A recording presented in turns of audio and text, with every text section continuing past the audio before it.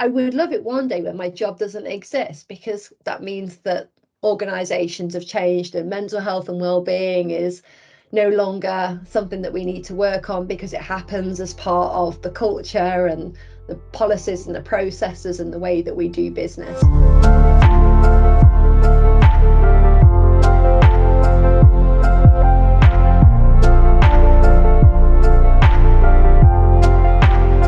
I got into positive psychology, and in particular trauma-informed coaching, through my own lived experience. I'd had a number of adverse life events from childhood. I lost a parent quite young, and growing up, and different things playing out for me in my personal life. And it was actually through my own experience of mental ill health. I was diagnosed with several anxiety disorders, panic disorder and generalized anxiety disorder.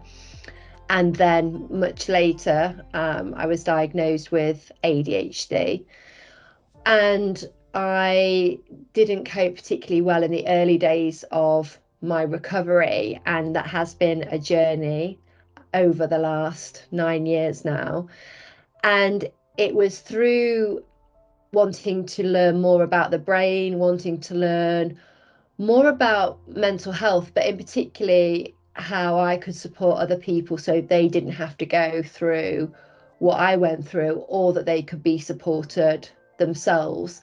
And that's when I discovered positive psychology, and it resonated so much with me, not only about mindset and the holistic approaches to well-being and the foundations of well-being, but also how positive psychology at that point was going through its second wave, as it's called in academia.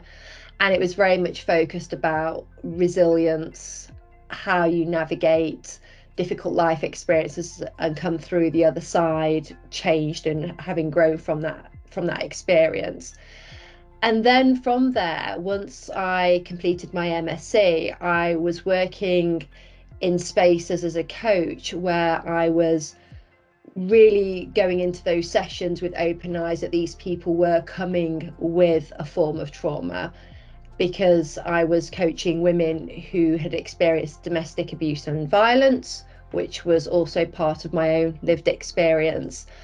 I was coaching humanitarian aid workers who are out in the field supporting refugee communities who are seeing terrible and horrific actions and scenarios and situations being played out. And I felt the need to be equipped to hold space, but in a way that was not going to re-traumatize them, and to be really mindful about that line between coaching and therapy. It's really helped inform not only the work that I do in the coaching space, but also within organizations as well, because we've all got life experience, difficult life experiences that we navigate. And sometimes I feel that we're not as careful around being respectful of people's experiences, and also how we might be inadvertently pushing them backwards into their own kind of darker spaces, rather than encouraging them to move forward. So for me, it was definitely something that really helped my own experience as well, and I've learned lots for myself.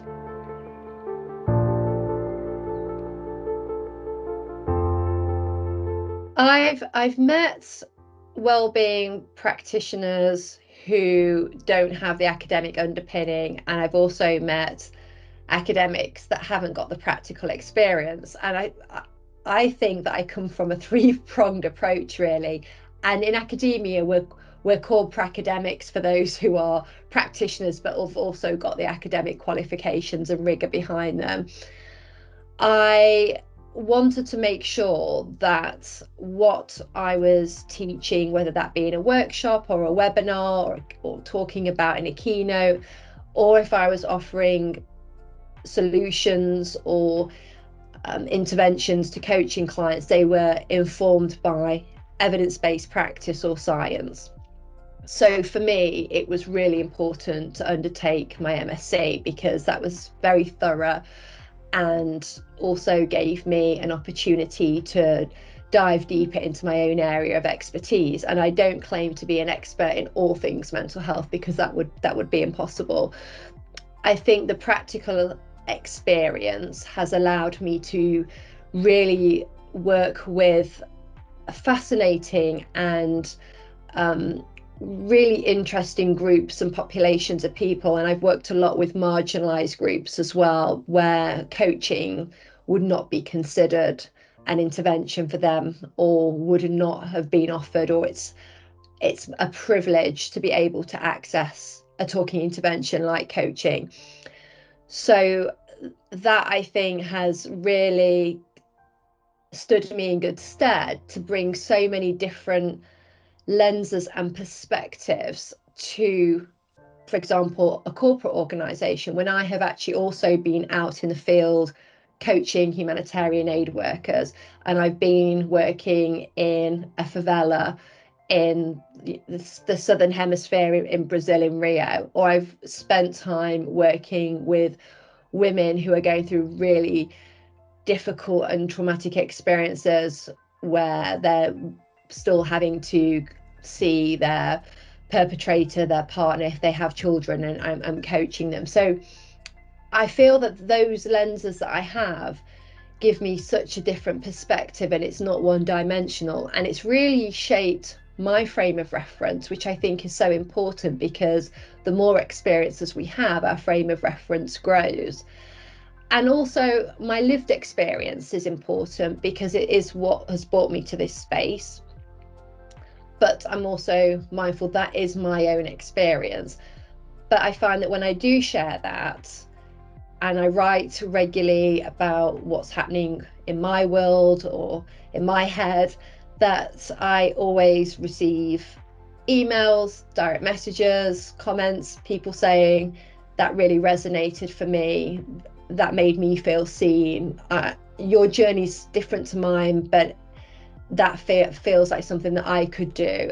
And I think that helps people to then know that you are also human. You are not some superhero, perfect wellness, well-being academic who never gets anything wrong, never fails, never gets hurt, never has awful bad times either. And I think that's really important, that people see the real human as well.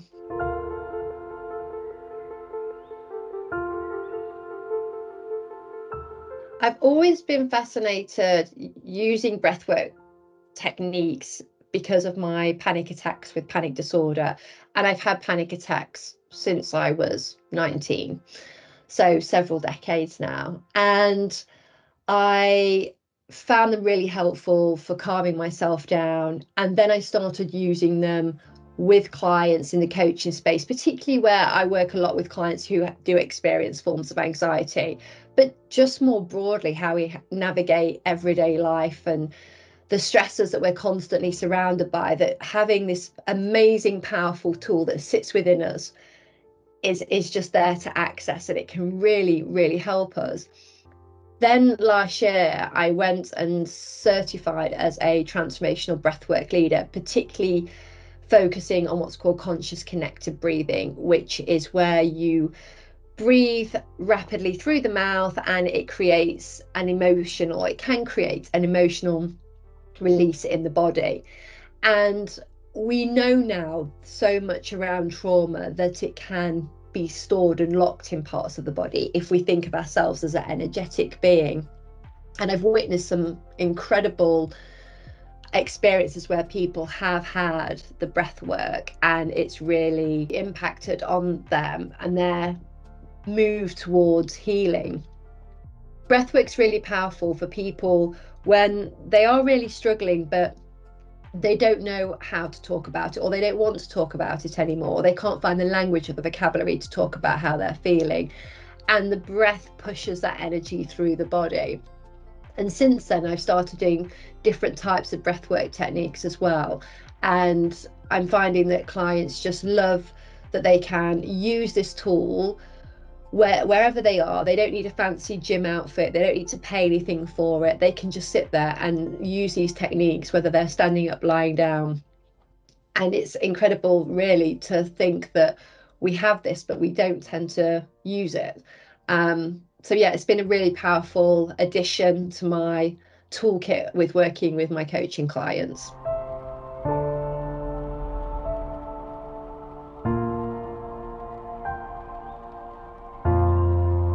My research into coaching and post-traumatic growth was quite ahead of its time when it was published, because I'd been working on it for several years and the pandemic happened, so it delayed the publication, and it was published finally in 2023.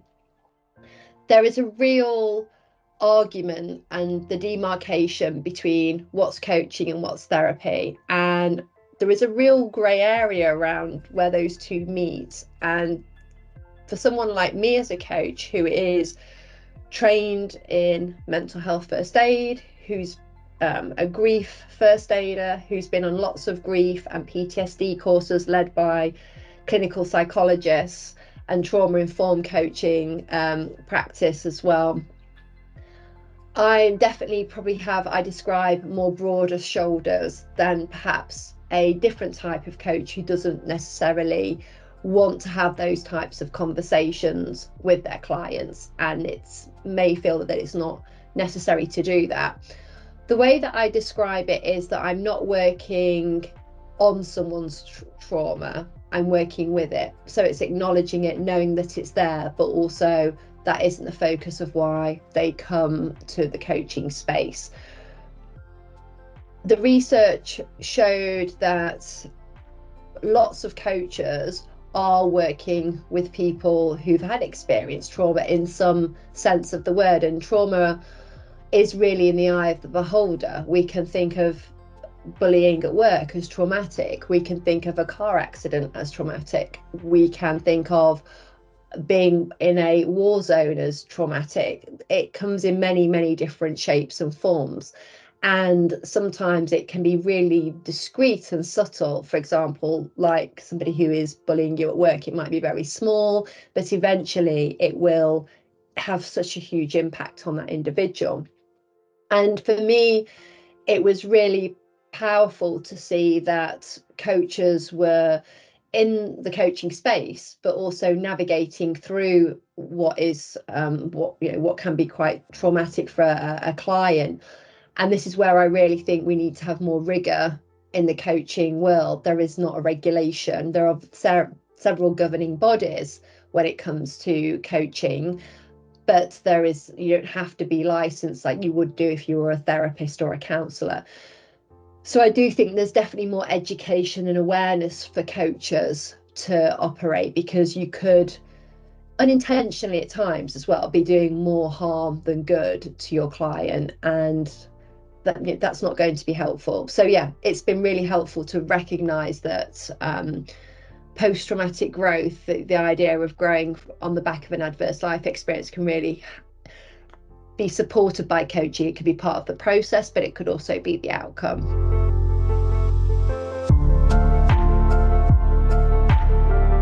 I'd spent over 18 years or so working in corporates before I moved into running my own business and working in the wellbeing and coaching space. And I worked for big industries like aerospace, investment banking, wealth management, recruitment, and inclusion and diversity. And so I have a very, I suppose, a very very much a wealth of knowledge around how corporates work, particularly high performing cultures.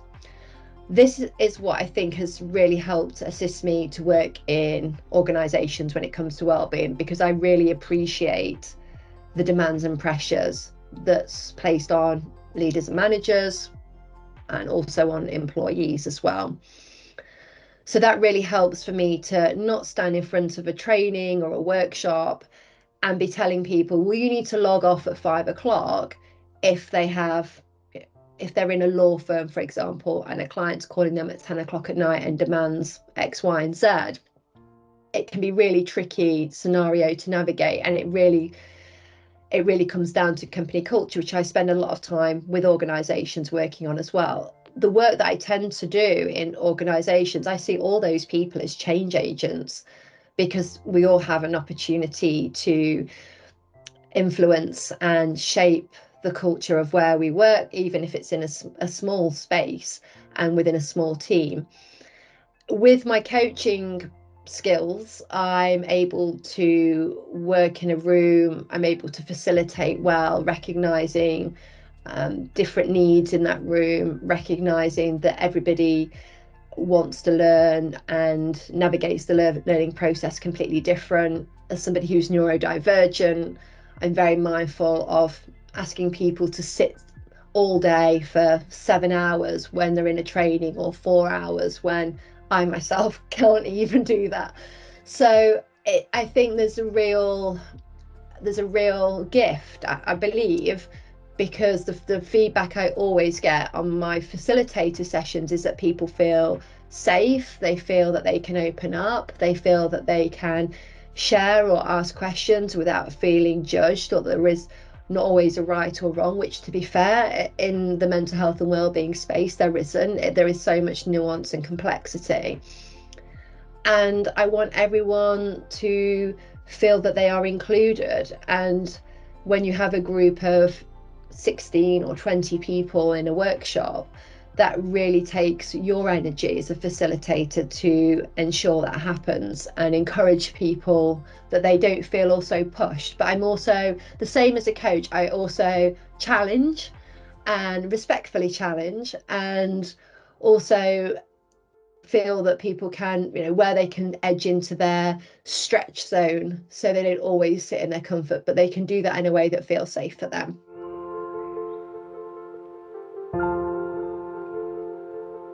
I'm currently writing a book at the moment around post-traumatic growth, a self-help book, I suppose. And I really want that to be out in the world, because so many people have asked me for when are you going to write something that I can take away and learn. So that's a real hope of mine and aspiration. I would love it one day when my job doesn't exist, because that means that organizations have changed and mental health and well-being is no longer something that we need to work on, because it happens as part of the culture and the policies and the processes and the way that we do business. I don't know if that's probably going to happen in my lifetime. So I hope to see more of a holistic approach to mental health and well-being in organizations. I hope to see that it isn't seen as something that you do once a year on October the 10th or for a week in May. I think it has to be part of the everyday. And I also want organizations to consider that the fact that while we still have people, we're not all AI yet, that we still need those people to be supported. We need to make sure people are thriving as well. So for me, they're kind of my hopes and aspirations. And I'd also really love to do something around music and mental health, and I'm doing some work at the moment with an acting company on mental health as well. So I love the creative process, because I feel that people learn so much more, they can engage with the topics on a level that really resonates for them, and it's not just a webinar or a training. So different ways of communicating and allowing people to build awareness, but at the same time experiencing something that's sensory, is really powerful. If you come to one of my keynotes, I always get told that it's fun, which is, I know, a little bit weird considering some of the topics that I can talk about.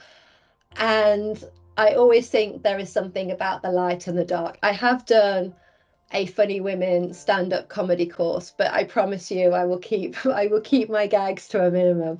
But I feel that people, they learn, they take something away that they never thought that they had heard about before or knew about the topics, whether that's mental health or more broadly well-being. I feel that people have fun. I feel that people are energized and also inspired to go and make some of that change. And when I finish a talk, I have people waiting to talk to me and to share their experience. So I feel there's a real connection. So even in a big group of people, that connection is still there. And I like to think that even in a big group, I can make that connection still one to one. And for me, that's the most important thing.